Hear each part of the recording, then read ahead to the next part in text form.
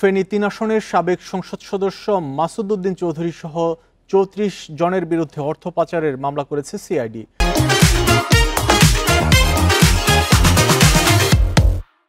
প্রতারণার মাধ্যমে ১০০ কোটি টাকার বেশি অর্থ লোপাট এবং পাচারের অভিযোগে মামলা করা হয়েছে।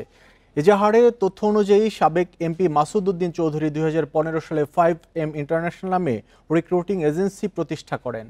১২ আগস্ট মালয়েশিয়ার শ্রমবাজার সিন্ডিকেটের সাথে জড়িত ব্যক্তিদের বিরুদ্ধে অভিযোগের প্রমাণ না পাওয়ার খবরে উদ্বেগ জানায় অভিবাসন নিয়ে কাজ করা ২৩টি সংগঠনের মোর্চা।